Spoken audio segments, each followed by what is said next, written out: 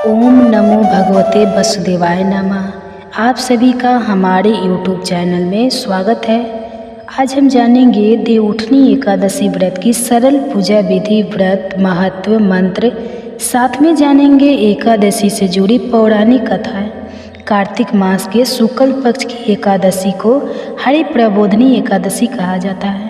इस दिन व्रत करने वाले मनुष्य को 1000 अश्वमेध और 1000 राजसूय योग करने के बराबर फल मिलता है। इस चराचर जगत में जो भी वस्तुएं अत्यंत दुर्लभ मानी गई है, उसे भी मांगने पर हरि प्रबोधनी एकादशी प्रदान करती है। देवशयनी एकादशी से नारद जी की जिज्ञासा शांत करते हुए ब्रह्मा जी कहते हैं कि पुत्र, मनुष्य के द्वारा किए हुए मेरु पर्वत के समान बड़े बड़े पापों को भी ये एकादशी एक ही उपवास से भस्म कर डालती है। इसी दिन श्री विष्णु निद्रा को त्यागते हैं, जिसके परिणाम स्वरूप जड़ता में भी चेतना आ जाती है और सृष्टि में भी नई ऊर्जा का संचार होने लगता है। देवताओं में भी सृष्टि की सुचारू रूप से चलाने की नूतन शक्ति आ जाती है। इसी व्रत का महात्म बतलाते हुए श्री महादेव जी भी कार्तिकेय जी से कहते हैं कि हे व्रतधारियों में श्रेष्ठ कार्तिकी, जो पुरुष कार्तिक मास की स्थिति से अंतिम 5 दिनों 5 रात्रि में ओम नमो नारायण इस मंत्र के द्वारा श्री हरि का पूजन अर्चन करता है, वह समस्त नरक के दुखों से छुटकारा पाकर अनाम्य पद को प्राप्त होता है। इस व्रत को भीष्म जी ने भगवान वासुदेव से प्राप्त किया था, इसलिए यह व्रत भीष्म पंचक नाम से भी प्रसिद्ध है।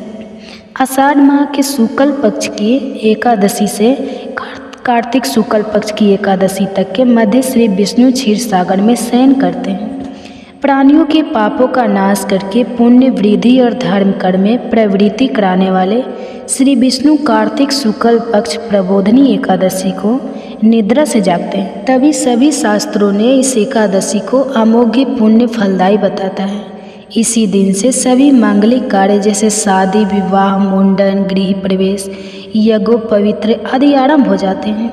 कार्य व्यापार में उन्नति, सुखद दाम्पत्य जीवन, पुत्र पौत्र एवं बाधों की अभिलाषा रखने वाले गृहस्थ और मोक्ष की इच्छा रखने वाले सन्यासियों के लिए ये एकादशी अमोघ फलदायी कही गई है। अतः इस दिन श्री विष्णु का आह्वान, पूजन आदि करने से उस प्राणी के लिए कुछ भी करना शेष नहीं रहता। श्री विष्णु के शयन के परिणाम स्वरूप देवताओं की शक्तियाँ तथा सूर्य देव का तेज क्षीण हो जाता है। सूर्य कमजोर होकर अपनी नीच राशि में चले जाते हैं या नीचा अभिला हो जाते हैं, जिसके परिणाम स्वरूप ग्रह मंडल की व्यवस्था बिगड़ने लगती है। प्राणियों पर अनेकों प्रकार की व्याधियों का प्रकोप होता है। इस एकादशी से श्री विष्णु निद्रा त्याग कर पुनः सप्त सृष्टि में नूतन प्राण का संचार कर देवताओं को शक्ति प्रसन्न करते हैं। इस दिन प्रति को स्नान आदि के उपरांत श्री गणेश जी को नमस्कार करके ओम पुंडरीकाक्षे नमः मंत्र पढ़कर अपने ऊपर जल छिड़कना चाहिए। उसके बाद श्री हरि का ध्यान, आह्वान, आसन पाद प्रक्षालन, स्नान आदि कराकर वस्त्र, यज्ञोपवीत, चंदन, गंध, पुष्प, धूप, दीप, नैवेद्य, लौंग, इलायची, पान, सुपारी, ऋतु फल, गन्ना, केला, अनार एवं जो भी यथा उपलब्ध सामग्री हो उसे अर्पण करते हुए इस मंत्र से ओम नमो नारायण या ओम नमो भगवते वसुदेवाय मंत्र का जप करना चाहिए। यदि पूजा के अन्य मंत्र ना आते हो तो यह मंत्र ही पर्याप्त है। भक्त भाव से श्रीमद् भागवत महापुराण, श्री विष्णु सहस्त्र नाम, गजेंद्र मोक्ष नारायण, कवच पुरुष शत का पाठ अथवा श्रवण करने से वृत्ति की सभी मनोकामनाएं पूर्ण होती है। इस दिन रात्रि जागरण के समय शंख में जल लेकर फल तथा नाना प्रकार के यथा उपलब्ध द्रव्यों के साथ श्री विष्णु का यह ओम कृष्णाय वासुदेवाय हरे परमात्मानाय प्रातः क्लेश नाशाय गोविंदाय नमो नमः यह मंत्र बोलते हुए अर्घ्य देना चाहिए। संपूर्ण तीर्थों में स्नान करने और सब प्रकार के दान देने से जो फल मिलता है, उससे करोड़ों गुना फल इस दिन मात्र अर्घ्य देने से मिलता है। जो भक्त श्री हरि पर केतकी, अगस्त और तुलसी के पत्र अर्पण करते हुए श्री हरि नाम का कीर्तन करता है, वह सभी कष्टों से मुक्ति पा लेता है। अब आइए सुनते हैं देवउठनी एकादशी व्रत की पौराणिक कथा। एकादशी व्रत की पौराणिक कथा के अनुसार एक राज्य था जहाँ के सभी निवासी एकादशी व्रत का पालन किया करते थे। पालन इतनी कड़ाई से होता था कि एकादशी के दिन क्या मनुष्य और क्या पशु पक्षी किसी को भी भोजन नहीं दिया जाता था।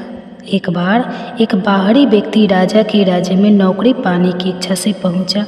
तब राजा ने नौकरी देने का वचन तो दिया, लेकिन एक शर्त के साथ। शर्त यह थी कि महीनों में जो 2 बार एकादशी आती है उन दोनों दिनों से भोजन नहीं मिले।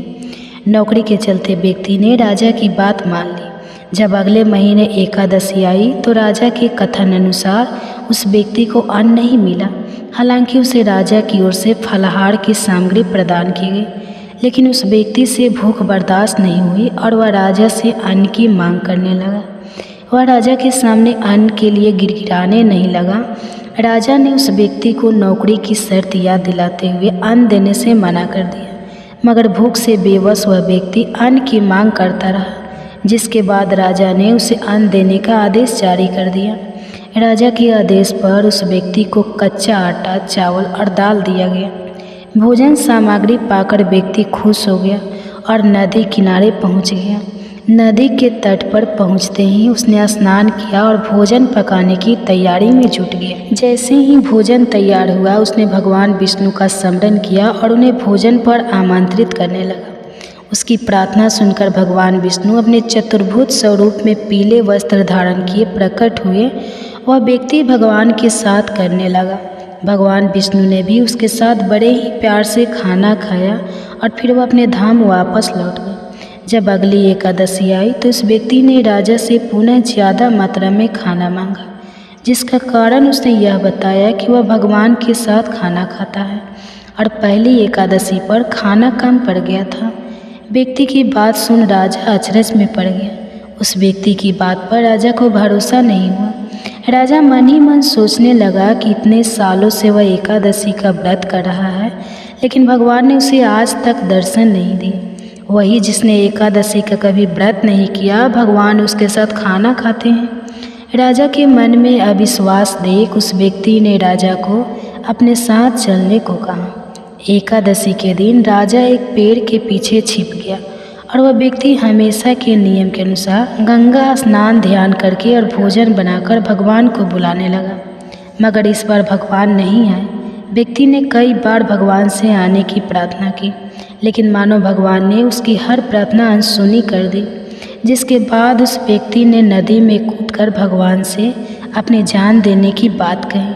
वह व्यक्ति नदी में कूदने ही जा रहा था कि तभी भगवान प्रकट हो गए और उसे रोक लिया। उसके साथ बैठकर भोजन करने लगे। भोजन के बाद भगवान उस व्यक्ति को बैठाकर अपने साथ अपने धाम ले गए। राजा ने यह पूरा दृश्य छुप कर देखा और तब उसे इस बात का ज्ञान हुआ कि मन की शुद्धता के साथ ही व्रत और उपवास करना चाहिए, तभी व्रत का पूर्ण फल प्राप्त होता है। इस घटना के बाद से राजा भी पवित्र मन से व्रत और उपवास करने लगा। जीवन के अंत में उसे भी स्वर्ग की प्राप्ति हुई। तो प्रेम से बोले लक्ष्मी नारायण की जय। आइए सुने देवउठनी एकादशी से जुड़ी अगली पौराणिक कथा। कथा के अनुसार एक राजा था। उसके राज्य में प्रजा बहुत सुखी थी। एकादशी को कोई भी अन्न नहीं बेचता था, सभी फलाहार करते थे। एक बार भगवान ने राजा की परीक्षा लेनी चाहिए। भगवान ने एक सुंदर स्त्री का रूप धारण किया तथा सड़क पर बैठ गए। तभी राजा उधर से निकला और सुंदरी को देख चकित रह गया। उसने पूछा, हे सुंदरी, तुम कौन हो और इस तरह यहाँ क्यों बैठी हो? तब सुंदरी स्त्री बने भगवान बोले, मैं निराहित हूँ, नगर में मेरा कोई जाना पहचाना नहीं है, किससे सहायता मांगो? राजा उसके रूप पर मोहित हो गया था। वह बोला, तुम मेरे महल में चलकर मेरी रानी बनकर रहो। सुंदरी बोली, मैं तुम्हारी बात मानूंगी, पर तुम्हें राज्य का अधिकार मुझे सौंपना होगा। राज्य पर मेरा पूर्ण अधिकार होगा। मैं जो भी बनूंगी तुम्हें बनाना होगा। उसके रूप पर मोहित था राजा। उसने उनकी सभी शर्तें स्वीकार कर ली। अगले दिन एकादशी थी। रानी ने हुक्म दिया कि बाजारों में अन्य दिनों की तरह अन्न बेचा। उसके घर में मांस, मछली आदि पकवाई गई। पड़ोस कर राजा के खाने के लिए कहा। यह देखकर राजा बोला, रानी, आज एकादशी है, मैं तो केवल फलाहार ही करूँगा। तब रानी ने शर्त की याद दिलाई और बोली, या तो खाना खाओ, नहीं तो मैं बड़े राजकुमार का सिर काट लूँगी। राजा ने अपनी स्थिति बड़ी रानी से कही तो बड़ी रानी बोली, महाराज, धर्म ना छोड़े, बड़े राजकुमार का सिर दे दे, पुत्र तो फिर मिल जाएगा पर धर्म नहीं मिलेगा। इसी दौरान बड़ा राजकुमार खेल कर आ गया। माँ की आंखों में आंसू देखकर वह रोने का कारण पूछने लगा, तो माँ ने उसे सारी वस्तु स्थिति बता दी। तब वह बोला, मैं सिर देने के लिए तैयार हूँ, पिताजी के धर्म की रक्षा होगी, जरूर होगी। राजा दुखी मन से राजकुमार का स्तर देने को तैयार हुआ। तो रानी के स्वरूप से भगवान विष्णु ने प्रकट होकर असली बात बताई। राजन, तुम इस कठिन परीक्षा में पास हुए। भगवान ने प्रसन्न मन से राजा से वर मांगने को कहा। तो राजा बोला, आपका दिया सब कुछ है, हमारा उद्धार करें। उसी समय वहाँ एक विमान उतरा। राजा ने अपना राजपुत्र को सौंप दिया और विमान में बैठकर परम धाम को चला गया। तो प्रेम से बोले श्री हरि विष्णु भगवान की जय हो। आज हम देवउठनी एकादशी व्रत कथा का रसपान करते हैं। कहा गया है, भक्ति विलास में मत्स्य पुराण और भविष्य पुराण का संदर्भ देते हुए कहा गया है, एकादशी जो भी शुक्ल पक्ष और कृष्ण पक्ष की दोनों एकादशियों पर उपवास का पालन करता है और अगले दिन द्वादशी पर अन्न ग्रहण करता है, भगवान श्री कृष्ण उससे अत्यंत प्रसन्न होते हैं। इसके साथ साथ अग्नि पुराण में यह भी बताया गया है कि एकादशी के दिन संपूर्ण आहार ग्रहण करना निंदनीय है तथा इस दिन उपवास का पालन करना निसंदेह है भगवान श्री कृष्ण को आनंद प्रदान करने वाला है। ऐसे ही परम पावनी एकादशी तिथि है कार्तिक मास के शुक्ल पक्ष में आने वाली देवउठनी एकादशी, जिसे देवोत्थान एकादशी। इस एकादशी के अन्य भी कई नाम हैं, जैसे कि प्रबोधनी एकादशी और हरिबोधनी एकादशी। ये वही दिन है जब भगवान श्री विष्णु क्षीर सागर में अपनी 4 मास की योग निद्रा समाप्त करके उठते हैं और इसलिए इस एकादशी को देवउठनी एकादशी भी कहा जाता है। 4 मास तक भगवान श्री हरि योग निद्रा में शयन करते हैं। उस समय विवाह यज्ञ इत्यादि कोई भी मांगलिक कार्य नहीं किए जाते हैं और जैसे ही भगवान योग निद्रा से बाहर आते हैं तो इसके पश्चाताप इन मांगलिक कार्यों का प्रारंभ होता है और इसकी शुरुआत होती है तुलसी विवाह के साथ, यानी सर्वप्रथम भगवान श्री विष्णु के शालिग्राम स्वरूप और तुलसी देवी का विवाह होता है। तो चलिए इस देवउठनी एकादशी के उपलक्ष्य में अब हम श्रवण करते हैं पद्म पुराण के कार्तिक महात्म्य अध्याय से देवउठनी एकादशी की पौराणिक कथा। एक समय भगवान श्री हरि के मंदिर में एक नन्हा सा मूषक रहता था और मूषक के स्वभाव अनुसार वह प्रतिदिन भगवान श्री विष्णु को जो दीपक अर्पित किया जाता उसी के बचे हुए घी और बाती को अपना भोजन बनाता और संपूर्ण दिन इधर उधर दौड़ता रहता। अब एक दिन सभी भक्तगण श्री हरि की आरती कर रहे थे और उन्हें दीपदान अर्पित कर रहे थे। कुछ समय बाद सभी लोग चले गए। उनके जाने के बाद वह मूषक बाहर आया। उसे अत्यंत भूख लगी हुई थी। भगवान नारायण के समक्ष दीपक अभी भी जल रहा था। वह अभी पूरी तरह से बुझा नहीं था, लेकिन मूषक को इतनी तीव्र भूख लगी कि उसे इस बात का ध्यान ही नहीं रहा और उसने इस दिए के ठंडे होने की प्रतीक्षा किए बिना ही उसे खाना शुरू कर दिया। और परिणाम क्या हुआ वह आप समझ ही सकते। बातें गर्म होने के कारण उसके दांतों में लग गई और अंदर ही अंदर वह जलने लगा। आग की पीड़ा के कारण वह मूषक भगवान श्री हरि के विग्रह समक्ष उछलने लगा और आखिर उसकी मृत्यु हो गई। और यह समय था कार्तिक मास की एकादशी का। अब देखिए हमारे करुणा सिद्धि भगवान की अपार करुणा। मूषक गर्म बाती खाने के कारण अंदर से जल गया था और इसी वजह से उछल कूद कर रहा था, लेकिन भगवान ने उसे कार्तिक मास में मूषक द्वारा अर्पित दीपदान और उनके समक्ष किया गया नृत्य कीर्तन समझा और उस मूषक को मुक्ति प्रदान कर दी। अगर अनजाने में ही किए गए इस कार्य का इतना बड़ा फल मिल सकता है तो जरा सोचिए, संकल्प के साथ की गई कार्तिक मास की एकादशी का व्रत हमारे लिए किस सौभाग्य के द्वार खोल सकता है। तो चलिए अब हम देखते हैं कार्तिक मास में आने वाली इस अत्यंत महत्वपूर्ण देवउठनी एकादशी का हम नियम पूर्वक पालन कैसे कर सकते हैं।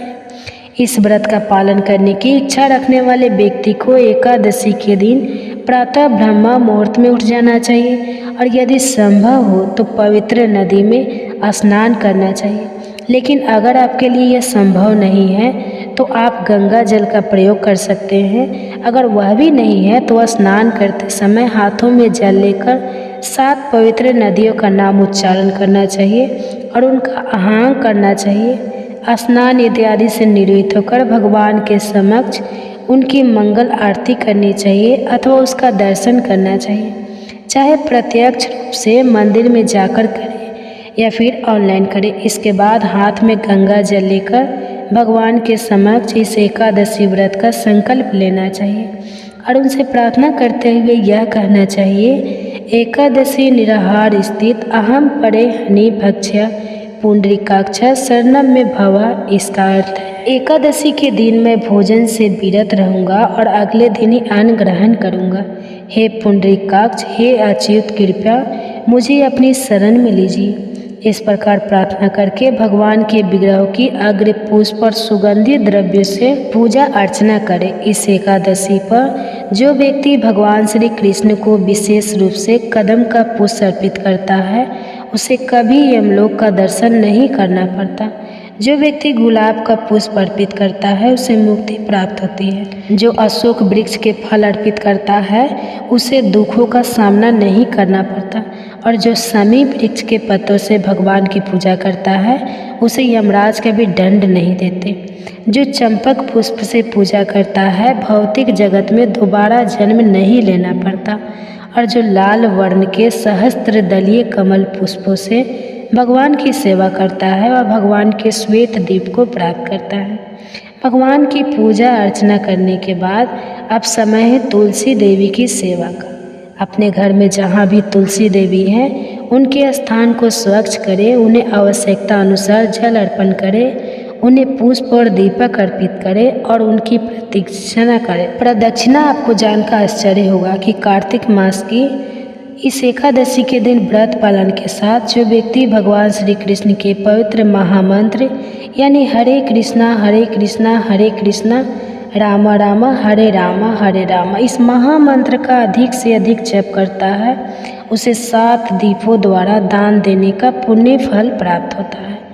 इसलिए भगवान की यथाशक्ति पूजा अर्चना करने के बाद तुलसी देवी के समक्ष बैठकर अधिक से अधिक मात्रा में हरे कृष्णा महामंत्र का जाप अवश्य करना चाहिए। इस दिन जो तुलसी देवी को जल अर्पित करता है, उनकी पूजा आराधना करता है, उनकी प्रदक्षिणा करता है, उनका दर्शन करता है या फिर उन्हें प्रणाम करता है, वह निश्चित रूप से भक्ति प्रदायिनी तुलसी देवी की पूजा से कृपा से भगवान श्री हरि के धाम में वास करता है। जैसा कि आप जानते ही हैं, एकादशी के दिन किसी भी प्रकार का अन्न ग्रहण नहीं करना चाहिए, जैसे कि गेहूं, चावल, बाजरा, दाल या फिर उससे बने हुए किसी भी प्रकार के खाद्य पदार्थ। यदि किसी व्यक्ति के लिए संपूर्ण उपवास करना संभव ना हो तो वे फल, दूध, फलों का रस, मूखा मेवा, पनीर, दही, एकादशी प्रसाद इत्यादि ले सकते हैं। एकादशी के दिन अधिक से अधिक मात्रा में हर कथा का श्रवण और पाठ करना चाहिए। इसके लिए आप श्रीमद् भागवत और भगवत गीता का पाठ कर सकते हैं, एकादशी महात्म की कथा सुन सकते हैं और अन्य को सुना सकते हैं। अगले दिन द्वादशी पर इस व्रत का नियम अनुसार पालन करें। उस दिन भी प्रातः ब्रह्म मुहूर्त में उठ जाए, स्नान इत्यादि से स्वच्छ होकर भगवान के पवित्र नामों का जप करें, उनकी सेवा आराधना करें, तुलसी देवी की सेवा करें और फिर भगवान के लिए अपनी क्षमता अनुसार सात्विक स्वादिष्ट अन्न भोग तैयार करें। इसके अंदर तुलसी पत्र रखकर भगवान को अर्पित करें और फिर निर्धारित पारण समय पर अपने घर में ब्राह्मण या वैष्णव को आमंत्रित करें। उन्हें भगवान को अर्पित भोग प्रसाद रूप में वितरित करें और अपनी क्षमता अनुसार कुछ न कुछ दान अवश्य दें। अगर आपके लिए उन्हें घर पर बुलाना संभव ना हो तो आप मंदिर में जाकर भी उन्हें प्रसाद और दान दे सकते हैं।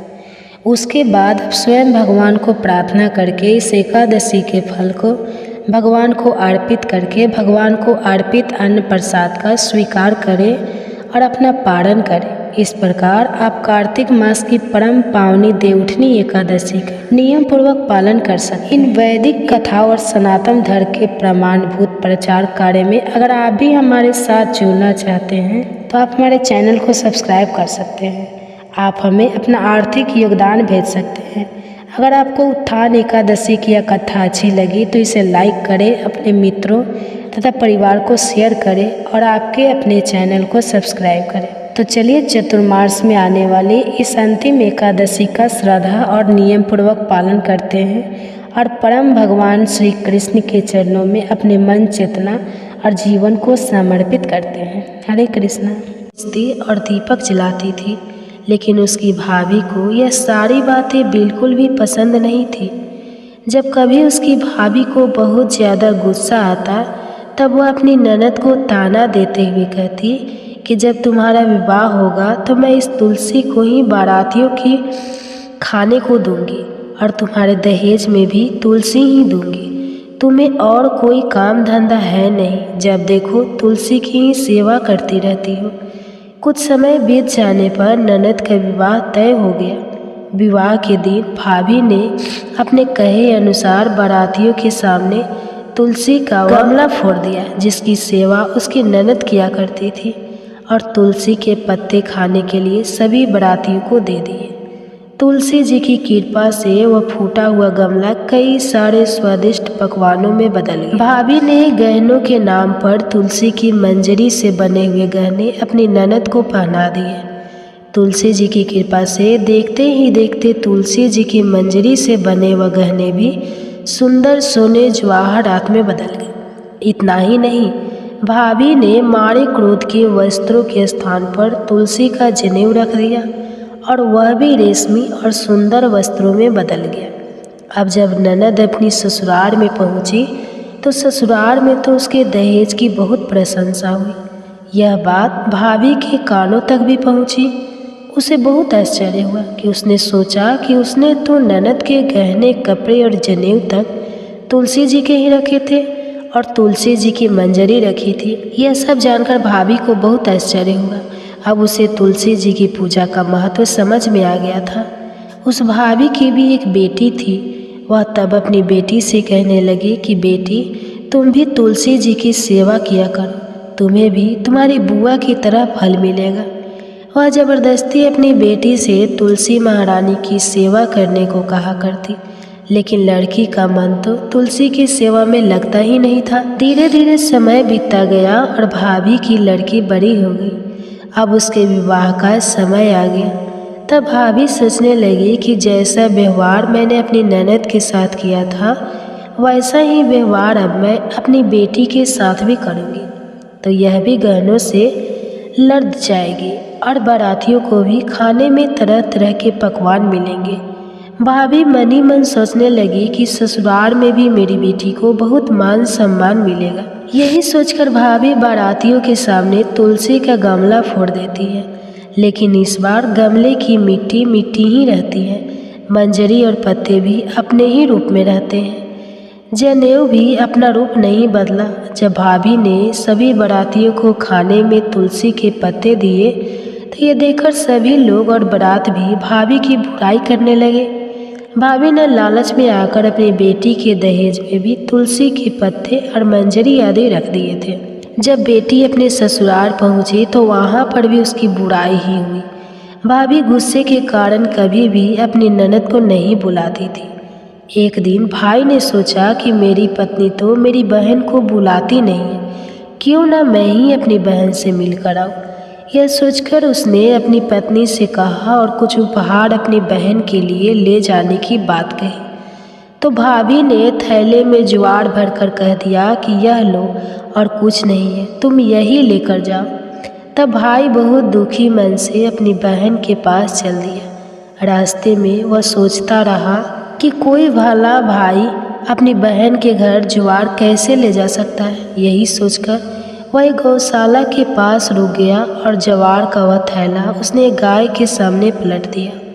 तभी एक ग्वाले ने यह सब देख लिया। तब उस ग्वाले ने आकर उसके भाई से कहा कि अरे, आप गाय के सामने यह हीरे मोती और सोना क्यों डाल रहे हो? इसे तो घास डालनी होती है। तब भाई ने मुड़कर देखा तो वह हैरान रह गया। फिर भाई ने ग्वाले की सारी बात बताई और धन लेकर खुशी खुशी अपनी बहन के घर चल दिया। दोनों भाई बहन एक दूसरे को देखकर बहुत प्रसन्न हो गए। तब बहन ने तुलसी माता से सच्चे मन से प्रार्थना की कि उसकी भाभी को सद्बुद्धि प्राप्त हो जाए और तुलसी माता की कृपा से उनके घर में सुख समृद्धि और धन के भंडार भर जाए। तब कुछ दिनों के बाद देखते ही देखते भाभी का मन बदल गया और वह अपनी ननद को बहुत सम्मान देने लगी और वह भी सच्चे मन से तुलसी जी की सेवा करने लगी। तुलसी माता की कृपा से उनके घर में सुख समृद्धि के भंडार भर गए। उनके घर में अब कलह कलेश नहीं होता था और सभी सुख से रहने लगे। तो प्रेम से बोलिए तुलसी माता की जय। अब आइए सुनते हैं कार्तिक स्नान की कथा, जिसे सुनने से घर में सुख समृद्धि का वास होता है। एक बार एक बूढ़ी माई थी जो चतुर्मास में पुष्कर स्नान किया करती थी। उनका एक बेटा और बहू थी। एक दिन बूढ़ी माई ने अपनी बहू को फलाहार बनाने को कहा तो बहू ने खाली टिफिन ही रख दिया। बेटा माँ को पहचानने के लिए पुष्कर गया तो रास्ते में एक जगह पर बेटा माँ से बोला, माँ फलाहार कर लो। जहाँ पानी मिला वहीं पर वह बूढ़ी माई अपने बेटे के साथ फलाहार करने बैठ गई। तो भगवान की कृपा से खाली टिफिन फलों से भर गया। माँ ने फलाहार कर लिया और बेटा पुष्कर में माँ के रहने के लिए झोपड़ी बनाकर वापस घर आ गया। रात में बूढ़ी माई के दरवाजे पर सावन मास आया और दरवाज़ा खटखटाकर बोला, बूढ़ी माई दरवाज़ा खोल। तब बूढ़ी माई ने पूछा, आप कौन हो? तो उसने बोला कि सावन मास ने कहा मैं श्रावण मास हूँ। बूढ़ी माई ने तुरंत दरवाज़ा खोल दिया। बूढ़ी माई ने भगवान शिव और देवी पार्वती की पूजा अर्चना की, बेलपत्र से अभिषेक किया। जाते समय श्रावण मास ने बूढ़ी माई को खूब आशीर्वाद दिया और झोपड़ी की एक दीवार सोने की हो गई। इसके बाद भाद्रपद मास आया। उसने भी दरवाज़ा खोलने के लिए बूढ़ी माई से कहा। बूढ़ी माई ने दरवाज़ा खोला, सत बनाकर कजरी तीज मनाई। भाद्रपद मास ने बूढ़ी माँ को आशीर्वाद दिया और झोपड़ी की तीसरी दीवार भी सोने की हो गई। आश्विन मास आया और उसने भी दरवाज़ा खटखटाकर खोलने को कहा। बूढ़ी माई ने दरवाज़ा खोला, पितरों का तर्पण कर ब्राह्मण भोज कराकर श्राद्ध किया। फिर नवरात्रि में माँ दुर्गा को अखंड ज्योति जलाकर प्रसन्न किया। सत्य की विजय दिवस के रूप में और बुराई के अंत की खुशी में दशहरा मनाया। आश्विन मास नेते समय प्रसन्न होकर बूढ़ी माई की झोपड़ी की तीसरी दीवार भी बहुमूल्य हीरे रत्नों से जड़ दी और बूढ़ी माई को सदैव प्रसन्न रहने का आशीर्वाद दिया। इन सब के बाद कार्तिक मास आया। उसने भी बूढ़ी माई को दरवाज़ा खोलने को कहा। फिर क्या था, बूढ़ी माई ने दरवाज़ा खोला, अति प्रसन्न मन से कार्तिक स्नान किया, दीप दान कर दिवाली, गोवर्धन पूजा, भैया दूज, गोपाष्टमी, आंवला नवमी मनाई। कार्तिक मास ने जाते समय आशीर्वाद दिया और झोपड़ी के स्थान पर महल बना गया। बूढ़ी माई अब गरीबों की सेवा कर भजन कीर्तन में अपना समय बिताने लगी। कुछ समय बाद बेटा जब अपनी माँ को लेने आया तो माँ और झोपड़ी को पहचान नहीं सका। तत्पश्चात बेटा पड़ोस में जाकर पूछा। जब पड़ोसियों ने बताया तो बेटा माँ के चरणों में गिरकर बोला, माँ घर चलो, और सारे सामान के साथ वह अपनी माँ को घर लेकर आया। सासू माँ के ठाठ देखकर बहू के मन में लालच आ गया और उसने अपनी माँ को भी पुष्कर छोड़कर आने को कहा। तो उसका पति अपनी सास को भी पुष्कर में छोड़ आया, परंतु बहू की माँ की धर्म कर्म में बिल्कुल भी रुचि नहीं थी। वह तो 4 समय भोजन करती और दिन भर सोती। चारों मास उसके दरवाजे पर भी उसी तरह है जैसे बूढ़ी माई के दरवाजे पर आए और चले गए। जाते समय झोपड़ी जो भी थी वह भी गिर गई और बूढ़ी की माँ पुण्य मिलने के बजाय गधी की योनि में चली गई, क्योंकि स्त्री लक्ष्मी जी का रूप है और लक्ष्मी जी की तरह चंचल होना चाहिए, निश्चल होना चाहिए। भगवान की पूजा और अतिथि का सम्मान तथा दान पुण्य करना चाहिए। कुछ समय बाद बहू ने अपने पति से कहा कि जाओ और माँ को ले आओ। जब जम्हाई राजा सास को लेने गया तो वह कहीं नहीं मिली। लोगों से पूछने पर लोगों ने बताया कि तेरी सास धर्म कर्म कुछ भी नहीं करती थी, बस खाती थी और सोती थी, जिससे वह गधा की योनि में चली गई। जमाई ने देखा कि ये गधी वहाँ पर खड़ी हुई है, तो जमाई अपनी सास यानी उस गधी को बांधकर घर ले आया और उसकी पत्नी ने पूछा, मेरी माँ कहाँ है? तब पति ने कहा कि तुम्हारे लालच की वजह से तुम्हारी माँ गधी की योनि में आ गई है। बड़े बड़े विद्वानों, ब्राह्मण, ऋषि मुनियों से पूछने पर उन्होंने बताया कि तुम्हारी सास के स्नान किए पानी से स्नान करने पर उसे मनुष्य योनि मिलेगी। तब बहू ने ऐसा ही किया और उसकी माँ पुनः मनुष्य योनि में आ गई। हे गाधा दामोदर भगवान, जैसा बुढ़िया माई को दिया वैसा सबको देना। कथा कहने वाले को, सुनने वाले को और हुंकारा भरने वाले को सबको देना। आप सुनिए कार्तिक मास महात्म्य में आज का अध्याय। एक दिन महाराज पृथु ने नारद जी से पूछा, हे देवर्षि नारद जी, समस्त गोपियों में राधा जी भगवान श्री कृष्ण को इतनी प्रिय क्यों है तथा कार्तिक मास में भगवान कृष्ण के साथ उनकी ही पूजा क्यों होती है? नारद जी ने कहा, हे राजन, पहले मनवंतर में पंचाल देश में प्राचीन बिही नाम का एक राजा था। उसने विष्णु भगवान का एक अत्यंत सुंदर और विशाल मंदिर बनवाया। उसमें नित्य प्रति विधि विधान से भगवान का पूजन हुआ करता था। उसी नगर की एक अति सुंदर स्त्री प्रेम में वह होकर भगवान के सामने मोहक नृत्य किया करती थी। उसकी हर समय एकमात्र यही लालसा रहती थी कि वह किसी तरह भगवान के गले में बाहें डालकर नृत्य करे। एक दिन उसने अपना समस्त धन गरीबों में बांट दिया और भगवान के सम्मुख नाचते हुए अपने प्राण त्याग दिए। स्वर्ग में वह स्त्री चंद्रकृति नामक अत्यंत सुंदर देवांगना बनी। एक दिन वह दर्पण में अपना अद्भुत रूप लावण्य देखकर मन ही मन कहने लगी कि भगवान के अतिरिक्त अन्य कोई मेरा पति नहीं हो सकता। ऐसा विचार करके वह भगवान की छवि मन में धारण कर नृत्य करने लगी। कुछ समय बाद दैत्यों के आतंक से दुखी होकर समस्त देवता ब्रह्मा जी की शरण में गए। तब ब्रह्मा जी ने भगवान विष्णु के कृष्ण अवतार लेने का संपूर्ण वृत्तांत देवताओं को सुनाया और साथ ही उनको आज्ञा दी कि देवता ग्वाल बाल एवं देवांग नाय गोपियों के रूप में जन्म लेकर भगवान की सेवा करें। देवांगना चंद्रकृति ब्रह्मा जी से प्रार्थना करती हुई बोली, हे पितामह भगवान, स्वयं मेरे साथ नाचे, मेरा पूर्व जन्म का यह मनोरथ पूर्ण करने की कृपा कीजिए। तब ब्रह्मा जी ने वरदान देते हुए कहा, तुम नंद ग्राम में वृषभान गोप के यहाँ राधा नाम से जन्म लेकर समस्त ब्रज गोपिका से अधिक भगवान को प्रिय होगी। उस समय भगवान तुम्हें अपने प्राणों से भी अधिक प्रिय समझेंगे तथा रास उत्सव में तुम उनके साथ नृत्य करोगे। इस प्रकार तुम्हारा मनोरथ पूर्ण होगा। ब्रह्मा जी के वरदान को पूर्ण करने के लिए श्री कृष्ण अवतार में भगवान ने राधा जी के साथ रास उत्सव में नृत्य किया और उन्हें अपने प्राणों से भी अधिक प्रिय माना। तो बोलो श्री राधा रानी की जय। महाराज प्रभु ने नारद जी से पूछा है, देवर्षियाम, पंचक काल में दीपदान का क्या महत्व और विधान है? कृपा करके मुझे बतलाइए। तब नारद जी ने कहा, हे राजन, कार्तिक मास के कृष्ण पक्ष की त्रयोदशी से शुक्ल पक्ष की द्वितीया तक के 5 दिन यम पंचक कहलाते हैं। इन दिनों में धनतेरस की रात्रि को यमराज के निमित्त दीपक जलाने से यमराज प्रसन्न होते हैं और अकाल मृत्यु आदि नहीं होती। इसके अगले दिन कार्तिक कृष्ण चतुर्दशी को नरक चतुर्दशी भी कहते हैं। इस दिन तिल का तेल, अपमार्ग तथा दुर्वा आदि लगाकर स्नान करना चाहिए। स्नान के बाद दक्षिण की ओर मुख करके अपस्वयं होकर जल में तिल मिलावे और 3 दिन अंजलि से यमक, धर्मराजा, मृत्युए, अंतकाय, कलाय, सर्वभूतका, आयुधुए, दनाय, परमेश्वर, मृत्युका, चिंता, चित्रगुप्ता है, इन नामों से यमराज को तर्पण करें।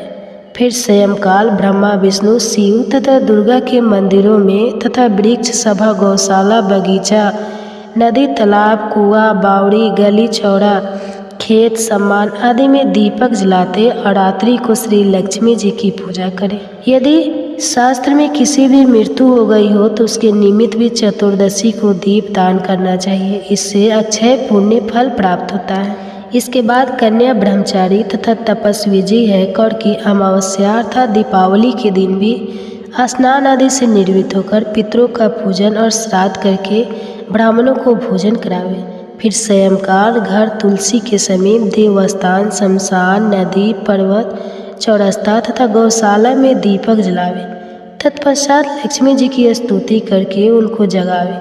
जिस प्रकार पतिव्रता स्त्री अपने पति से पहले जागती है, उसी प्रकार लक्ष्मी जी भी भगवान से 12 दिन पहले जागती है।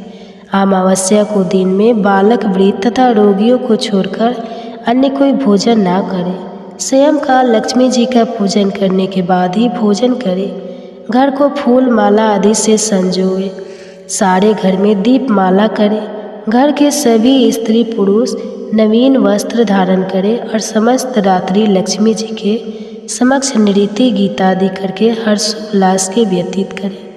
घर में समस्त रात्रि दीपक जलाना चाहिए। उस रात्रि को लक्ष्मी जी सब घरों में घूमती है और जो घर अधिक सुंदर तथा रमणीक होता है उसमें दीर्घ काल तक निवास करती है। एक प्रहर रात्रि शेष रहने पर दरिद्री अर्थात घर का कूड़ा करकट, सूप या पुराने पंखे पड़कर बाहर फेंक देना चाहिए। ऐसा करने से वह घर धन धान्य से परिपूर्ण रहता है। दीपावली के अगले दिन गोवर्धन का गोवर्धन बनाकर बंधु बांधव सहित गोवर्धन पूजन करें तथा ब्राह्मण को भोजन करावे। स्वयं भी नवीन अन्न का भोजन करे। भगवान श्री कृष्ण ने इंद्र का मान मर्दन करके गोवर्धन पर्वत की पूजा इसी दिन की थी। सायंकाल के समय गौ तथा वृषभ अर्थात बैल की पूजा करें तथा अपने परिवार के भरण पोषण और रक्षा के लिए उनसे प्रार्थना करें। इसी दिन सायंकाल के समय बलि तथा उसकी पत्नी विद्यावती की मूर्ति बनाकर पूजन तथा दान आदि क्रियाएं करने से परिवार सुखी तथा समृद्ध रहता है। इसके आगे का वृत्तांत आप सभी आने वाले अध्याय में सुनिए। जय श्री कृष्णा, राधे राधे। अगर वीडियो पसंद आई तो हमारे चैनल को सब्सक्राइब करें। धन्यवाद। का दिन शुभ और मंगलमय हो। आज हम सुनेंगे कार्तिक मास कहाता महात्म्य में आगे का अध्याय। आज के अध्याय की शुरुआत हम विष्णु भगवान की कथा के साथ करेंगे। तो चलिए प्रिय श्रोताओं, अब बड़ी ही श्रद्धा और प्रसन्न मन से कथा का रसपान करते हैं। एक समय की बात है जब ऋषि मुनियों ने यह जानने का निर्णय लिया कि त्रिदेव यानी ब्रह्मा, विष्णु और महेश में से सर्वश्रेष्ठ कौन है। इस बात का पता लगाने की जिम्मेदारी भृंगु ऋषि को दी गई। भृंगु ऋषि इस बात का पता लगाने के लिए सबसे पहले ब्रह्मलोक गए और वहां पहुंचकर ब्रह्मादेव की परीक्षा लेने लगे। उन्होंने सीधे क्रोध में पूछा, आपने मुझे प्रणाम क्यों नहीं किया। यह सुनते ही ब्रह्मदेव को गुस्सा आ गया। उन्होंने झल्लाते हुए पूछा, क्या एक पुत्र अपने पिता से श्रेष्ठ हो गया है जो उसे मुझे प्रणाम करना होगा। यह सुनने के बाद भृंगु ऋषि उनसे कहते हैं कि मैं तो आपकी परीक्षा ले रहा था और आप मुझ पर क्रोधित हो गए। इतना कहकर भृंगु ऋषि वहाँ से सीधे कैलाश चले गए। वहाँ जाकर वह नंदी से कहते हैं कि मुझे शिव जी से मिलना है। नंदी ने ऋषि को जवाब देते हुए कहा, मैं भगवान शिव का ध्यान भंग नहीं कर सकता। ऐसा करने पर भोलेनाथ क्रोधित होंगे। नंदी का जवाब सुनकर भृंगु ऋषि खुद ही शिव जी के ध्यान को भंग कर देते हैं। शिव जी का ध्यान भंग होने पर वह भी गुस्सा करते हुए भृंगु ऋषि को भस्म करने की बात कहते हैं। तभी माता पार्वती उन्हें रोकती है और ऋषि मुनियों को क्षमा करने की प्रार्थना करती है। शिव जी के गुस्से को देखने के बाद भृंगु ऋषि कैलाश से सीधे बैकुंठ चले जाते हैं। वहाँ वह देखते हैं कि भगवान विष्णु आराम कर रहे हैं और माता लक्ष्मी उनके पैर दबा रही होती है। उसी वक्त भृंगु ऋषि सीधे विष्णु भगवान की छाती पर पैर से प्रहार कर देते हैं। इस प्रहार से भगवान विष्णु की नींद खुल जाती है और वह भृंगु ऋषि से प्यार से पूछते हैं, ऋषिवर, मेरे कठोर शरीर से कहीं आपके कोमल पैर को चोट तो नहीं लगी? अगर लगी होगी तो मुझे क्षमा कर दे। यह सुनते ही ऋषि प्रसन्न हो जाते हैं और समझ जाते हैं कि भगवान विष्णु ही त्रिदेव में सर्वश्रेष्ठ हैं। माँ लक्ष्मी भी यह सब होते हुए देखती हैं। वह गुस्से में कहती है, नाथ, उन्होंने आपको पैर से मारा और आप इस तरह प्रेम भाव दिखा रहे हैं। क्रोध में वह भगवान विष्णु को छोड़कर बैकुंठ से सीधे धरती चली आती है और धरती के कोलाहपुर में रहने लगती है। माता लक्ष्मी के बैकुंठ छोड़कर चले जाने पर भगवान विष्णु को लगता है कि उनका सम्मान और संपत्ति नष्ट हो गई है। इसी वजह से उनका मन काफ़ी अशांत रहने लगा। फिर वह माता लक्ष्मी की तलाश में धरती चले जाते हैं। धरती जाकर भगवान विष्णु श्रीनिवास नामक व्यक्ति बनकर माता लक्ष्मी को ढूंढने लगते हैं। माता लक्ष्मी को ढूंढते ढूंढते वो बैकुंठ पर्वत क्षेत्र में स्थित बकुला माई के आश्रम पहुंच जाते हैं। वहाँ बकुला माई ने उनका आदर पूर्वक स्वागत किया और उन्हें आश्रम में ही रहने के लिए कहा। उस आश्रम में भगवान आराम से श्रीनिवास बनकर रहने लगे। कुछ दिन बाद वहाँ एक हाथी आ जाता है जो सबको परेशान करता है। यह देख श्रीनिवास धनुष बाण लेकर हाथी की ओर दौड़ते हैं। उन्हें आता देख हाथी डरकर घने जंगल में भाग जाता है। श्रीनिवास उस हाथी का पीछा करते हुए थककर एक सरोवर के पास पेड़ की छाया में आराम करने लगते हैं और कुछ ही देर में उन्हें नींद आ जाती है। नींद में वह कुछ युवतियों का शोर सुनते हैं जिससे उनकी नींद टूटती है। आंखें खुलती हैं, वह खुद को 5-6 युवतियों से घिरा पाते हैं। युवतियाँ श्रीनिवास को डांटते हुए बोलती है कि यह राजकुमारी ये प्रज्ञावती का उपवन है और इस क्षेत्र में पुरुषों का आना एकदम मना है। यहाँ तुम कैसे और किस लिए आए हो? श्रीनिवास जी जवाब दे ही रहे थे, तभी उनकी नज़र वृक्ष के पीछे से झांकती राजकुमारी प्रज्ञावती पर पड़ी। वह उसे देखते ही रह गए। कुछ देर में वह युवतियों को बताते हैं कि मैं एक हाथी का पीछा करते हुए यहाँ पहुँचा हूँ। मुझे बिल्कुल भी पता नहीं था कि यहाँ पुरुषों का आना माना है। मुझे क्षमा कर दे। इतना कहकर वह बकुला माई की आश्रम लौट जाते हैं। आश्रम लौटने के बाद श्रीनिवास का किसी भी काम में मन नहीं लगता। तब एक दिन बकुला माई उनसे उनकी उदासी की वजह पूछती है। उदास होकर श्रीनिवास प्रज्ञावती के बारे में उन्हें बताते हैं और कहते हैं कि मैं उसके बिना नहीं रह पाऊंगा। बकुला माई उन्हें कहती है कि ऐसा सपना ना देखिए जो पूरा ना हो सके। वह एक प्रतापी राजा चोल नरेश आकाश राज की बेटी है और आप एक आश्रम में रहने वाले कुल और गोत्रहीन युवक हैं। कुछ देर सोचने के बाद श्रीनिवास जी कहते हैं कि माँ, एक तरीका है, बस आपको मेरा साथ देना होगा। बकुला माई श्रीनिवास का प्यार देखकर हाँ कह देती है। दूसरे दिन श्रीनिवास ज्योतिष विद्या में निपुण औरत का वेश धारण करके राजा आकाश के नगर नारायणपुर पहुँचते हैं। उनकी विद्या की वजह से हर तरफ उनकी चर्चा होने लगती है। होते होते एक दिन राजा ने उन्हें अपनी बेटी प्रज्ञावती का हाथ देखने के लिए श्रीनिवास को अपने महल बुलवाया। वहाँ पहुंचकर उन्होंने राजकुमारी के हाथों की रेखा देखी और कहा कि कुछ दिन पहले एक युवक से वन में तुम्हारी मुलाकात हुई होगी। प्रज्ञावती ने जवाब में हाँ कहा। महिला बने श्रीनिवास ने कहा कि उसी युवक के साथ तुम्हारा विवाह होगा। तभी प्रज्ञावती की माँ धरना देवी उनसे पूछती है कि यह कैसे होगा। तब ज्योतिष औरत कहती है कि यह इसके भाग्य में लिखा है और ग्रह यह कहते हैं कि एक औरत इसके लिए आपकी बेटी का रिश्ता मांगने आएगी। 2 दिन बीतने के बाद बकुला माई एक तपस्विनी बनकर राजमहल गई और अपने युवा पुत्र के लिए प्रज्ञावती के रिश्ते की बात की। तभी राजा आकाश बकुला माई को पहचान जाते हैं और उनसे पूछते हैं कि वह युवक कौन है। बकुला माई उन्हें श्रीनिवास के बारे में बताते हुए कहती है कि वह चंद्रवंश में जन्मा हुआ लड़का है जो मेरे आश्रम में रहता है और मुझे माँ मानता है। राजा उनकी बात सुनने के बाद बकुला माई से सोचने के लिए कुछ दिन मांगते। फिर राजा ने अपने राज पुरोहित को बुलाकर इस बारे में चर्चा की। सब कुछ जानने के बाद राज पुरोहित श्रीनिवास के बारे में पता लगाने में जुट जाते हैं। श्रीनिवास के बारे में अच्छे से पता करके वह राजा को कहते हैं कि महाराज, उसमें भगवान विष्णु के समान गुण हैं और आपकी पुत्री लक्ष्मी जैसी है। ऐसे में यह वर आपकी पुत्री के लिए सुयोग है।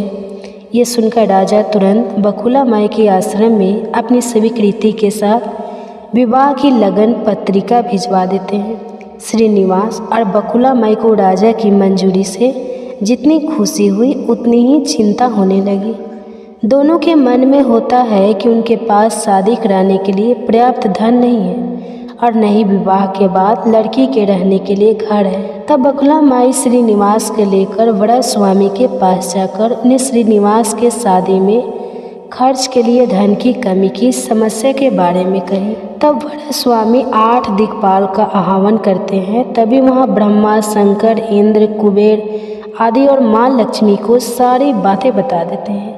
जैसे ही माता लक्ष्मी को पता चलता है कि विष्णु जी ने श्रीनिवास बनकर प्रज्ञावती से शादी करके बैकुंठ जल पर्वत पर कर रहे हैं तो वह उदास हो जाती है। कुछ ही देर में वह सीधे विष्णु भगवान से मिलने के लिए बैकुंठ जल पहुँच जाती है। वहाँ वह देखती है कि प्रज्ञावती बड़े प्यार से श्रीनिवास की सेवा कर रही है। माँ लक्ष्मी से रहा नहीं जाता और वह उन्हें भला बुरा कहने लगती है। आखिर में वह प्रज्ञावती को बताती है कि यह श्रीनिवास नहीं बल्कि मेरे पति विष्णु हैं। तुमने इनसे कैसे विवाह कर लिया? फिर माता लक्ष्मी और प्रज्ञावती के बीच बहुत देर तक वाद विवाद होने लगता है। यह सब देखकर श्रीनिवास को बहुत दुख हुआ और वहाँ से थोड़ा पीछे हटकर एक पत्थर की मूर्ति बन जाते हैं। माता लक्ष्मी और प्रज्ञावती दोनों यह देखकर बहुत परेशान हो जाती है और कहती है कि अब श्रीनिवास जी किसी के नहीं रहे। तभी मूर्ति से आवाज़ आती है, देवियों हमेशा मैं तुम्हारे अंदर रहूँगा और मुझे लोग वेंकटेश्वर स्वामी के नाम से जानेंगे। मैं यहाँ रहकर अपने भक्तों की इच्छा पूरी करूँगा। साथ ही मुझे चढ़ाए जाने वाले धन के माध्यम से मैं कुबेर का कर्ज और ब्याज चुका रहूँगा। बस आप तुम दोनों झगड़ना करना बंद कर दो। इतना सुनने के बाद माता लक्ष्मी और प्रज्ञावती उनसे क्षमा मांगती है। फिर माता लक्ष्मी को जाकर महालक्ष्मी की मूर्ति और प्रज्ञावती रूनाचूर में शिला विग्रह बन जाती है। यही कारण है कि तिरुपति विराजमान वेंकटेश्वर स्वामी के दर्शन के लिए भक्तों से चंदन, धूप, फूल और मिठाई नहीं बल्कि धन लिया जाता है। विष्णु भगवान की कथा से 2 सीख मिलती है। पहली यह कि विनम्र भाव से ही व्यक्ति श्रेष्ठ कहलाता है। दूसरी यह कि क्रोध में आकर कोई भी फैसला नहीं लेना चाहिए।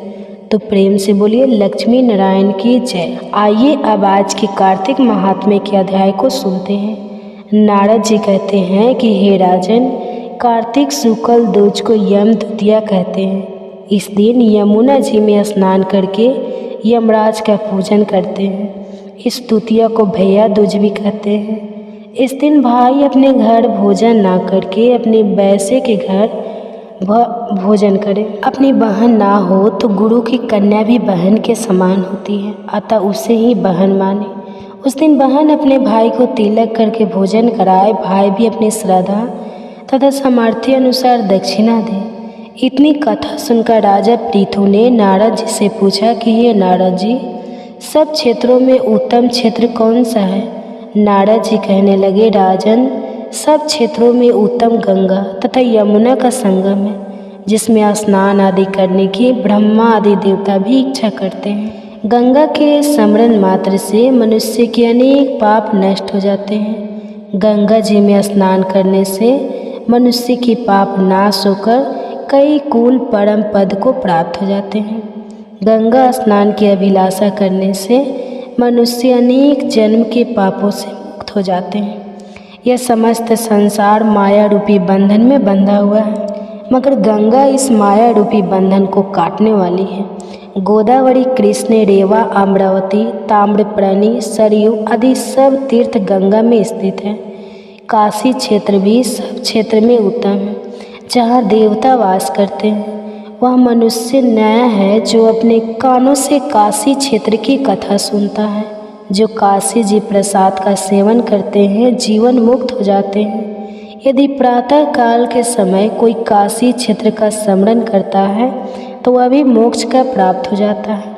यह कथा सुनकर ऋषि कहने लगे, सूत जी, भगवान के चरणों से उत्पन्न हुई गंगा जी की महिमा कही। तब सूत जी ने कहा, हे ऋषियों, जो कुछ नारद जी ने राजा पृथु से कहा वही मैं तुमको सुनाता हूँ। इत्यादि सब देवताओं को उत्पन्न करने वाले कश्यप जी की 2 पत्नियां थीं। एक अदिति जिसके पुत्र देवता कहलाए तथा दूसरी दीति जिसके पुत्र दैत्य हुए। देवता तथा दैत्यों का नित्य ही कला रहा करता था। उस समय विरोचन का पुत्र अर्थात प्रहलाद का पौत्र राजा बलि दैत्य का राजा था। उसकी सेना अत्यंत विशाल थी। उसने समस्त पृथ्वी को जीतकर स्वर्ग का राज्य प्राप्त करने के लिए देवताओं पर चढ़ाई कर दी थी। इंद्र के राज्य को चारों ओर से घेर लिया। देवता भी युद्ध करने के लिए बाहर आए। अत्यंत घोर संग्राम हुआ। एक दूसरे पर प्रहार करते हुए कई वर्ष बीत गए। इसके पश्चाताप दैत्यों का बल बढ़ते हुए देखकर देवता मैदान छोड़कर भागने लगे। तत्पश्चात दैत्यों ने सारे स्वर्ग पर अपना अधिकार जमा लिया। बलि स्वयं इंद्र के आसन पर बैठने लगा। साथ ही देवताओं के समस्त कार्य अपने राक्षसों के अधीन कर दिए। यज्ञ की बलि भी आप ही लेने लगे। तब अदिति अपने पुत्र को खो देखकर बहुत चिंतित हुई। फिर वह अपना स्थान छोड़कर देवताओं की जय तथा दैत्यों की पराजय से निमित्त भगवान की तपस्या करने के लिए हिला पर्वत पर चली गई। वहाँ कुछ समय फलाहार खाकर कुछ काले सूखे पत्ते और कुछ काले तक पावन की आहार करती रही। फिर पैर के अग्र भाव से खड़ी होकर भगवान की तपस्या करने लगी। इसी प्रकार 1000 वर्ष तक तपस्या की मायावी राक्षसी आदिति की घोर तपस्या से चिंतित होकर राक्षसी माया से देवताओं का रूप धारण आदिति के पास जाकर कहने लगे कि हे माता, तुम हमारे लिए इतना घोर तप क्यों कर रही हो? आत्मघाती, आप तप छोड़कर अपने नेत्रों को सुखी कीजिए। परंतु यह सुनकर भी अदिति समाधि से चलायमान ना हुई। तब उन्होंने अदिति को मार डालने का निश्चय किया। अतः उन्होंने आदिति को जीवित जला देने के लिए उसने आग लगा दी। परंतु उस अग्नि में दैत्य वह जल गए। आदिति को किसी भी प्रकार की हानि ही नहीं पहुंची और ना उन्हें उसका पता चला, क्योंकि भगवान ने अपने चक्र सुदर्शन से आदिति की रक्षा की। तो प्रेम से बोलिए लक्ष्मी नारायण की जय। इस प्रकार यह अध्याय की कहानी पूरी होती है। अब मिलते हैं अगले अध्याय में। कहानी पसंद आए तो चैनल को सब्सक्राइब करें और वीडियो को लाइक और शेयर करें। जय श्री कृष्णा, राधे राधे। आप सुनिए कार्तिक मास के तुलसी माता की कथा। बातें बिल्कुल भी पसंद नहीं थी। जब कभी उसकी भाभी को बहुत ज़्यादा गुस्सा आता तब वह अपनी ननद को ताना देते हुए कहती कि जब तुम्हारा विवाह होगा तो मैं इस तुलसी को ही बारातियों की खाने को दूंगी और तुम्हारे दहेज में भी तुलसी ही दूंगी। तुम्हें और कोई काम धंधा है नहीं, जब देखो तुलसी की ही सेवा करती रहती हो। कुछ समय बीत जाने पर ननद का विवाह तय हो गया। विवाह के दिन भाभी ने अपने कहे अनुसार बारातियों के सामने तुलसी का गमला फोड़ दिया, जिसकी सेवा उसकी ननद किया करती थी, और तुलसी के पत्ते खाने के लिए सभी बारातियों को दे दिए। तुलसी जी की कृपा से वह फूटा हुआ गमला कई सारे स्वादिष्ट पकवानों में बदल गया। भाभी ने गहनों के नाम पर तुलसी की मंजरी से बने हुए गहने अपनी ननद को पहना दिए। तुलसी जी की कृपा से देखते ही देखते तुलसी जी की मंजरी से बने वह गहने भी सुंदर सोने जवाहरात में बदल गए। इतना ही नहीं, भाभी ने मारे क्रोध के वस्त्रों के स्थान पर तुलसी का जनेऊ रख दिया और वह भी रेशमी और सुंदर वस्त्रों में बदल गया। अब जब ननद अपनी ससुराल में पहुंची तो ससुराल में तो उसके दहेज की बहुत प्रशंसा हुई। यह बात भाभी के कानों तक भी पहुंची। उसे बहुत आश्चर्य हुआ कि उसने सोचा कि उसने तो ननद के गहने, कपड़े और जनेऊ तक तुलसी जी के ही रखे थे और तुलसी जी की मंजरी रखी थी। यह सब जानकर भाभी को बहुत आश्चर्य हुआ। अब उसे तुलसी जी की पूजा का महत्व समझ में आ गया था। उस भाभी की भी एक बेटी थी। वह तब अपनी बेटी से कहने लगी कि बेटी, तुम भी तुलसी जी की सेवा किया करो, तुम्हें भी तुम्हारी बुआ की तरह फल मिलेगा। वह जबरदस्ती अपनी बेटी से तुलसी महारानी की सेवा करने को कहा करती, लेकिन लड़की का मन तो तुलसी की सेवा में लगता ही नहीं था। धीरे धीरे समय बीतता गया और भाभी की लड़की बड़ी हो गई। अब उसके विवाह का समय आ गया। तब भाभी सोचने लगी कि जैसा व्यवहार मैंने अपनी ननद के साथ किया था वैसा ही व्यवहार अब मैं अपनी बेटी के साथ भी करूँगी, तो यह भी गहनों से लद जाएगी और बारातियों को भी खाने में तरह तरह के पकवान मिलेंगे। भाभी मन ही मन सोचने लगी कि ससुराल में भी मेरी बेटी को बहुत मान सम्मान मिलेगा। यही सोचकर भाभी बारातियों के सामने तुलसी का गमला फोड़ देती है, लेकिन इस बार गमले की मिट्टी मिट्टी ही रहती है। मंजरी और पत्ते भी अपने ही रूप में रहते हैं। जनेऊ भी अपना रूप नहीं बदला।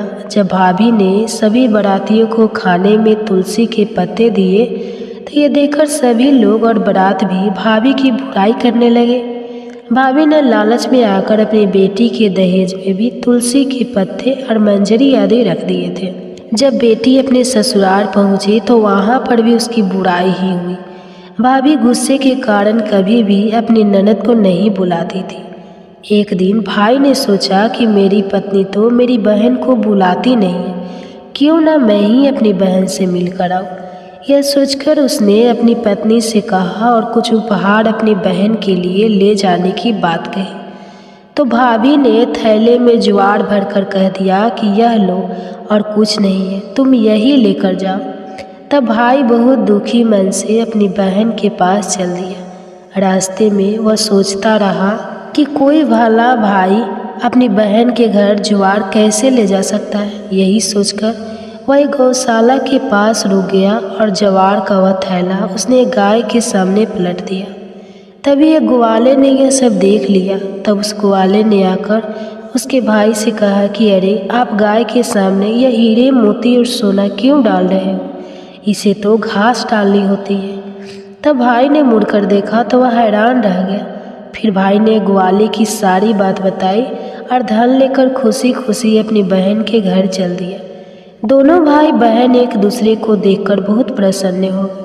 तब बहन ने तुलसी माता से सच्चे मन से प्रार्थना की कि उसकी भाभी को सद्बुद्धि प्राप्त हो जाए और तुलसी माता की कृपा से उनके घर में सुख समृद्धि और धन के भंडार भर जाए। तब कुछ दिनों के बाद देखते ही देखते भाभी का मन बदल गया और वह अपनी ननद को बहुत सम्मान देने लगी और वह भी सच्चे मन से तुलसी जी की सेवा करने लगी। तुलसी माता की कृपा से उनके घर में सुख समृद्धि के भंडार भर गए। उनके घर में अब कलह कलेश नहीं होता था और सभी सुख से रहने लगे। तो प्रेम से बोलिए तुलसी माता की जय। अब आइए सुनते हैं कार्तिक स्नान की कथा, जिसे सुनने से घर में सुख समृद्धि का वास होता है। एक बार एक बूढ़ी माई थी जो चतुर्मास में पुष्कर स्नान किया करती थी। उनका एक बेटा और बहू थी। एक दिन बूढ़ी माई ने अपनी बहू को फलाहार बनाने को कहा तो बहू ने खाली टिफिन ही रख दिया। बेटा माँ को पहचानने के लिए पुष्कर गया तो रास्ते में एक जगह पर बेटा माँ से बोला, माँ फलाहार कर लो। जहाँ पानी मिला वहीं पर वह बूढ़ी माई अपने बेटे के साथ फलाहार करने बैठ गई। तो भगवान की कृपा से खाली टिफिन फलों से भर गया। माँ ने फलाहार कर लिया और बेटा पुष्कर में माँ के रहने के लिए झोपड़ी बनाकर वापस घर आ गया।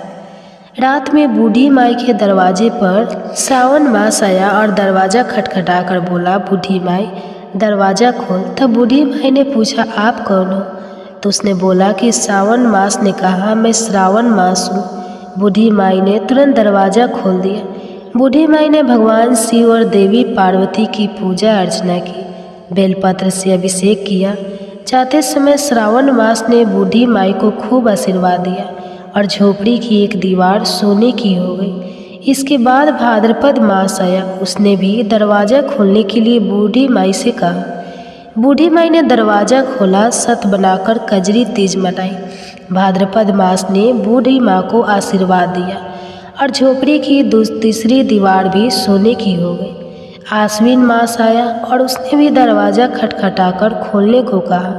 बूढ़ी माई ने दरवाज़ा खोला, पितरों का तर्पण कर ब्राह्मण भोज कराकर श्राद्ध किया। फिर नवरात्रि में माँ दुर्गा को अखंड ज्योति जलाकर प्रसन्न किया। सत्य की विजय दिवस के रूप में और बुराई के अंत की खुशी में दशहरा मनाया। आश्विन मास नेते समय प्रसन्न होकर बूढ़ी माई की झोपड़ी की तीसरी दीवार भी बहुमूल्य हीरे रत्नों से जड़ दी और बूढ़ी माई को सदैव प्रसन्न रहने का आशीर्वाद दिया। इन सब के बाद कार्तिक मास आया। उसने भी बूढ़ी माई को दरवाज़ा खोलने को कहा। फिर क्या था, बूढ़ी माई ने दरवाज़ा खोला। अति प्रसन्न मन से कार्तिक स्नान किया, दीप दान कर दिवाली, गोवर्धन पूजा, भैया दूज, गोपाष्टमी, आंवला नवमी मनाई। कार्तिक मास ने जाते समय आशीर्वाद दिया और झोपड़ी के स्थान पर महल बना गया। बूढ़ी माई अब गरीबों की सेवा कर भजन कीर्तन में अपना समय बिताने लगी। कुछ समय बाद बेटा जब अपनी माँ को लेने आया तो माँ और झोपड़ी को पहचान नहीं सका। तत्पश्चात बेटा पड़ोस में जाकर पूछा। जब पड़ोसियों ने बताया तो बेटा माँ के चरणों में गिरकर बोला, माँ घर चलो, और सारे सामान के साथ वह अपनी माँ को घर लेकर आया। सासू माँ के ठाठ देखकर बहू के मन में लालच आ गया और उसने अपनी माँ को भी पुष्कर छोड़कर आने को कहा। तो उसका पति अपनी सास को भी पुष्कर में छोड़ आया, परंतु बहू की माँ की धर्म कर्म में बिल्कुल भी रुचि नहीं थी। वह तो 4 समय भोजन करती और दिन भर सोती। चारों मास उसके दरवाजे पर भी उसी तरह है जैसे बूढ़ी माई के दरवाजे पर आए और चले गए। जाते समय झोपड़ी जो भी थी वह भी गिर गई और बूढ़ी की माँ पुण्य मिलने के बजाय गधी की योनि में चली गई, क्योंकि स्त्री लक्ष्मी जी का रूप है और लक्ष्मी जी की तरह चंचल होना चाहिए, निश्चल होना चाहिए। भगवान की पूजा और अतिथि का सम्मान तथा दान पुण्य करना चाहिए। कुछ समय बाद बहू ने अपने पति से कहा कि जाओ और माँ को ले आओ। जब जम्हाई राजा सास को लेने गया तो वह कहीं नहीं मिली। लोगों से पूछने पर लोगों ने बताया कि तेरी सास धर्म कर्म कुछ भी नहीं करती थी, बस खाती थी और सोती थी, जिससे वह गधा की योनि में चली गई। जमाई ने देखा कि ये गधी वहाँ पर खड़ी हुई है, तो जमाई अपनी सास यानी उस गधी को बांधकर घर ले आया और उसकी पत्नी ने पूछा, मेरी माँ कहाँ है? तब पति ने कहा कि तुम्हारे लालच की वजह से तुम्हारी माँ गधी की योनि में आ गई है। बड़े बड़े विद्वानों, ब्राह्मण, ऋषि मुनियों से पूछने पर उन्होंने बताया कि तुम्हारी सास के स्नान किए पानी से स्नान करने पर उसे मनुष्य योनि मिलेगी। तब बहू ने ऐसा ही किया और उसकी माँ पुनः मनुष्य योनि में आ गई। हे गाधा दामोदर भगवान, जैसा बुढ़िया माई को दिया वैसा सबको देना। कथा कहने वाले को, सुनने वाले को और हुंकारा भरने वाले को सबको देना। आप सुनिए कार्तिक मास महात्म्य में आज का अध्याय। एक दिन महाराज पृथु ने नारद जी से पूछा, हे देवर्षि नारद जी, समस्त गोपियों में राधा जी ही भगवान श्री कृष्ण को इतनी प्रिय क्यों है तथा कार्तिक मास में भगवान कृष्ण के साथ उनकी ही पूजा क्यों होती है? नारद जी ने कहा, हे राजन, पहले मनवंतर में पंचाल देश में प्राचीन बिही नाम का एक राजा था। उसने विष्णु भगवान का एक अत्यंत सुंदर और विशाल मंदिर बनवाया। उसमें नित्य प्रति विधि विधान से भगवान का पूजन हुआ करता था। उसी नगर की एक अति सुंदर स्त्री प्रेम में वहल होकर भगवान के सामने मोहक नृत्य किया करती थी। उसकी हर समय एकमात्र यही लालसा रहती थी कि वह किसी तरह भगवान के गले में बाहें डालकर नृत्य करे। एक दिन उसने अपना समस्त धन गरीबों में बांट दिया और भगवान के सम्मुख नाचते हुए अपने प्राण त्याग दिए। स्वर्ग में वह स्त्री चंद्रकृति नामक अत्यंत सुंदर देवांगना बनी। एक दिन वह दर्पण में अपना अद्भुत रूप लावण्य देखकर मन ही मन कहने लगी कि भगवान के अतिरिक्त अन्य कोई मेरा पति नहीं हो सकता। ऐसा विचार करके वह भगवान की छवि मन में धारण कर नृत्य करने लगी। कुछ समय बाद दैत्यों के आतंक से दुखी होकर समस्त देवता ब्रह्मा जी की शरण में गए। तब ब्रह्मा जी ने भगवान विष्णु के कृष्णा अवतार लेने का संपूर्ण वृत्तांत देवताओं को सुनाया और साथ ही उनको आज्ञा दी कि देवता ग्वाल बाल एवं देवांग नाय गोपियों के रूप में जन्म लेकर भगवान की सेवा करें। देवांगना चंद्रकृति ब्रह्मा जी से प्रार्थना करती हुई बोली, हे पितामह भगवान, स्वयं मेरे साथ नाचे, मेरा पूर्व जन्म का यह मनोरथ पूर्ण करने की कृपा कीजिए। तब ब्रह्मा जी ने वरदान देते हुए कहा, तुम नंद ग्राम में वृषभान गोप के यहाँ राधा नाम से जन्म लेकर समस्त ब्रज गोपिका से अधिक भगवान को प्रिय होगी। उस समय भगवान तुम्हें अपने प्राणों से भी अधिक प्रिय समझेंगे। तथा रास उत्सव में तुम उनके साथ नृत्य करोगी। इस प्रकार तुम्हारा मनोरथ पूर्ण होगा। ब्रह्मा जी के वरदान को पूर्ण करने के लिए श्री कृष्ण अवतार में भगवान ने राधा जी के साथ रास उत्सव में नृत्य किया और उन्हें अपने प्राणों से भी अधिक प्रिय माना। तो बोलो श्री राधा रानी की जय। महाराज प्रभु ने नारद जी से पूछा है, देवर्षि यम, पंचक काल में दीपदान का क्या महत्व और विधान है, कृपा करके मुझे बतलाइए। तब नारद जी ने कहा, हे राजन, कार्तिक मास के कृष्ण पक्ष के त्रयोदशी से शुक्ल पक्ष के द्वितीया तक के 5 दिन यम पंचक कहलाते हैं। इन दिनों में धनतेरस की रात्रि को यमराज के निमित्त दीपक जलाने से यमराज प्रसन्न होते हैं और अकाल मृत्यु आदि नहीं होती। इसके अगले दिन कार्तिक कृष्ण चतुर्दशी को नरक चतुर्दशी भी कहते हैं। इस दिन तिल का तेल, अपमार्ग तथा दुर्वा आदि लगाकर स्नान करना चाहिए। स्नान के बाद दक्षिण की ओर मुख करके अपस्वयं होकर जल में तिल मिलावे और 3 दिन अंजलि से यमक, धर्मराजा, मृत्युए, अंतकाय, कलाय, सर्वभूतका, आयुधुए, दनाय, परमेश्वर, मृत्युका, चिंता, चित्रगुप्ता है, इन नामों से यमराज को तर्पण करें। फिर स्वयंकाल ब्रह्मा, विष्णु, शिव तथा दुर्गा के मंदिरों में तथा वृक्ष, सभा, गौशाला, बगीचा, नदी, तालाब, कुआं, बावड़ी, गली, चौड़ा, खेत, सम्मान आदि में दीपक जलाते और रात्रि को श्री लक्ष्मी जी की पूजा करें। यदि शास्त्र में किसी भी मृत्यु हो गई हो तो उसके निमित्त भी चतुर्दशी को दीप दान करना चाहिए। इससे अक्षय पुण्य फल प्राप्त होता है। इसके बाद कन्या, ब्रह्मचारी तथा तपस्वी जी है कौर की अमावस्या अर्थात दीपावली के दिन भी स्नान आदि से निर्वृत्त होकर पितरों का पूजन और श्राद्ध करके ब्राह्मणों को भोजन करावे। फिर स्वयंकाल घर, तुलसी के समीप, देवस्थान, शमशान, नदी, पर्वत, चौरस्ता तथा गौशाला में दीपक जलावे। तत्पश्चात लक्ष्मी जी की स्तुति करके उनको जगावे। जिस प्रकार पतिव्रता स्त्री अपने पति से पहले जागती है, उसी प्रकार लक्ष्मी जी भी भगवान से 12 दिन पहले जागती है। अमावस्या को दिन में बालक, वृद्ध तथा रोगियों को छोड़कर अन्य कोई भोजन ना करे। स्वयंकाल लक्ष्मी जी का पूजन करने के बाद ही भोजन करे। घर को फूल माला आदि से संजोए। सारे घर में दीप माला करे। घर के सभी स्त्री पुरुष नवीन वस्त्र धारण करें और समस्त रात्रि लक्ष्मी जी के समक्ष नृत्य, गीत आदि करके हर्षोल्लास के व्यतीत करें। घर में समस्त रात्रि दीपक जलाना चाहिए। उस रात्रि को लक्ष्मी जी सब घरों में घूमती है और जो घर अधिक सुंदर तथा रमणीक होता है उसमें दीर्घ काल तक निवास करती है।